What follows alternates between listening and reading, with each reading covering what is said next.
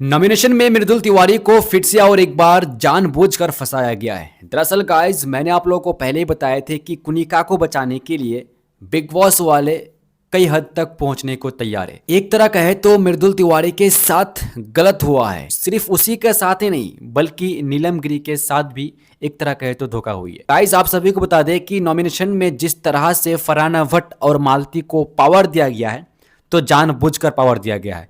यहाँ पे भाई जो घर में एंट्री ली है, अभी अभी आया है, उसको आप इतना बड़ा पावर देते हो तो वो कैसे हो सकता है। चलिए हम मान लेते हैं कि मालती को और फरहाना को आपने दे दिया कि ये दोनों मिलकर घर वालों को नॉमिनेट करेंगे, लेकिन यहाँ पे जो ग्रुप बनाया गया है ना, यहाँ पे भाई जानबूझकर बनाया गया है। देखो, अभिषेक बजाज, नेहल, शहबाज, कुनिका, अमाल, तानिया और गौरव, ये एक ग्रुप में आते हैं। अब दूसरी ग्रुप में आते हैं नीलम, प्राणित, जिशान, मृदुल, बशीर, अशनूर कौर, ये लोग अलग ग्रुप में आते हैं।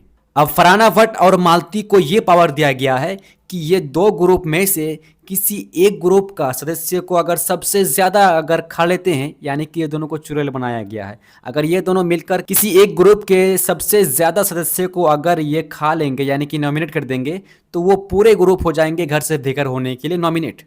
तो आप बी ग्रुप हो जाते हैं पूरे हफ्ते भर के लिए घर से बेघर होने के लिए नॉमिनेट, क्योंकि यहाँ पे फरहाना भट्ट और जो मालती है, ये दोनों मिलकर सबसे ज़्यादा बी ग्रुप के जो कंटेस्टेंट्स है, ये लोगों का नाम लिया गया है। अब यहाँ पे आप लोग समझना, जब मालती चौहान घर में प्रवेश करने वाली थी, जब बिग बॉस के सामने खड़ा थी, उस टाइम सलमान खान ने उसको पूछा था कि आप घर के अंदर जाकर किससे दोस्ती करना चाहोगे, किस ग्रुप के तरफ जाना चाहोगे। तो मालती का कहना था कि यहाँ पे अमाल के पास।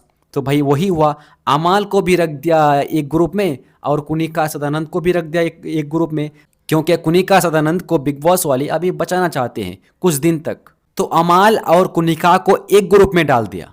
अब यहाँ पे होगा क्या, एक ग्रुप में डालने का मतलब ये है कि मालती तो उनको सपोर्ट करेगा ही, क्योंकि जो से अमाल मालिक है उनको वो सपोर्ट करेगा, क्योंकि वो सलमान खान के आगे कहकर आए थे कि हम उनके ग्रुप में जाकर बैठेंगे। अब फरहाना भट्ट का भी जो फेवरेट है बशीर अली है, निहाल है, ये लोग तो भाई ये लोग को नॉमिनेट नहीं करेगा। तो जाहिर सी बात है कि यहाँ पे भाई मृदुल तिवारी को जानबूझकर फंसाया गया है। और यहाँ पे उसके साथ साथ नीलम गिरी को भी, चाहने से नीलम गिरी को नंबर 1 ग्रुप में डाल सकता था, क्योंकि यहाँ पे उनका फैन फॉलोइंग कम है और इन लोग का मन है कि किसी तरह उसको नॉमिनेशन में डाल देंगे और उसका तो कम वोट आएगा ही, और उसको आने वाले वीकेंड के ओवर में हम उसको निकाल देंगे। लेकिन सवाल यहाँ पे उठते हैं कि क्या मृदुल तिवारी को आने वाले वीकेंड के ओवर में निकाल देगा। तो गाइस देखो, वोटों के आधार पर तो भाई नहीं निकालेगा, लेकिन क्या पता जिस हिसाब से अवैध दरबार को निकाला गया है, निकाल देंगे और कह देंगे कि आपको वोट कम मिला है। यही कहेगा ना, क्योंकि अवैध दरबार को वोट मिला था यार। नीलम गिरी भी नॉमिनेट थी उस नॉमिनेशन में, लेकिन नीलम गिरी को घर से बाहर नहीं किया बल्कि अवैध दरबार को जबकि अच्छा खासा वोट मिले थे, लेकिन उनका कहना था कि उनको कम वोट मिले हैं। दरअसल उसको वोट मिला था, लेकिन उसको इसलिए निकाला गया था क्योंकि वो घर में कंटेंट नहीं दे रहा है।